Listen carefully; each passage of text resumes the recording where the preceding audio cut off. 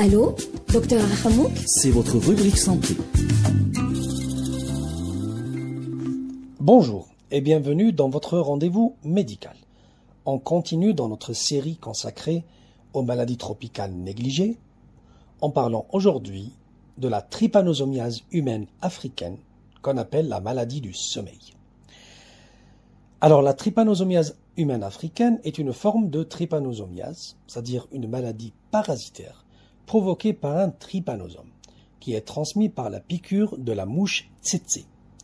Deux sous-espèces de Trypanosoma brucei engendreront des pathologies différentes.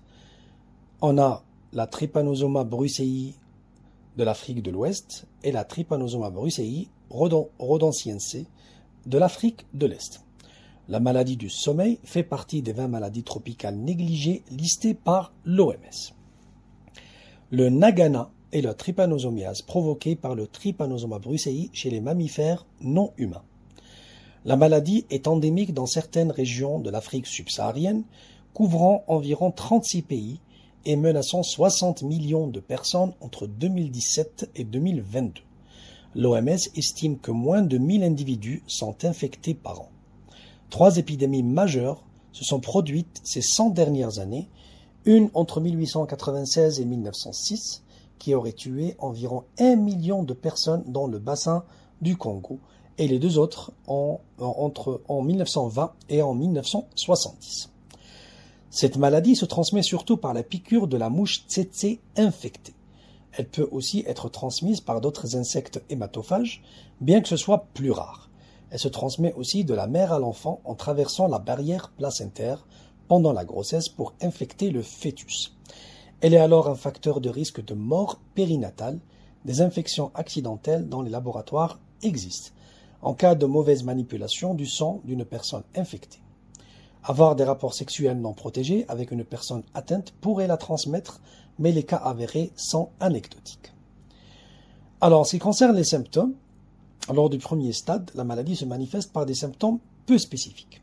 Fièvre, maux de tête, fatigue, douleurs articulaires, adénopathie et des démangeaisons.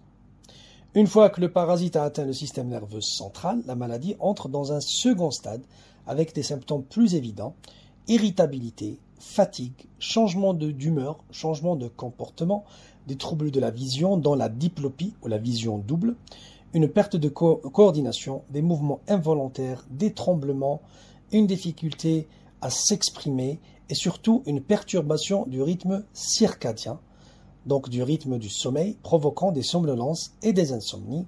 C'est pour ça qu'on parle de maladie du sommeil. La durée de la maladie varie selon le parasite en cause.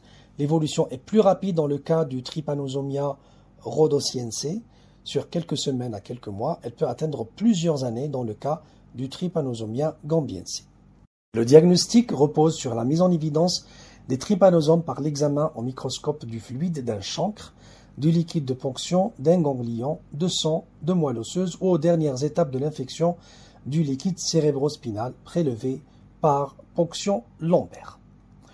Le traitement pour le Trypanosomia gambiense, le traitement recommandé est la pentamidine en intramusculaire.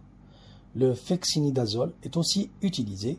Pour le second stade de la maladie, elle recommande plutôt l'eflorentine intraveineuse, généralement accompagnée de nifurtimox. Pour le Trypanosomia rhodesiense, le traitement recommandé par l'OMS est la suramine en intraveineuse à surveiller à cause des risques d'allergie. Pour le second stade, elle recommande le melarsoprol. Tous les patients devraient être suivis pendant 2 années avec des ponctions lombaires semestrielles pour détecter les rechutes. Pour la prévention, il n'y a malheureusement ni vaccin, ni de prévention médicamenteuse.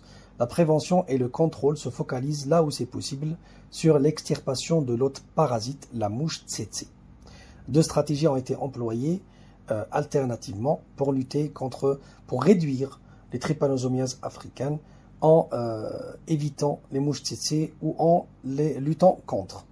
Donc voici pour le thème d'aujourd'hui, la maladie du sommeil ou la trypanosomiase africaine humaine. On va continuer dans les prochains épisodes de parler des maladies tropicales négligées.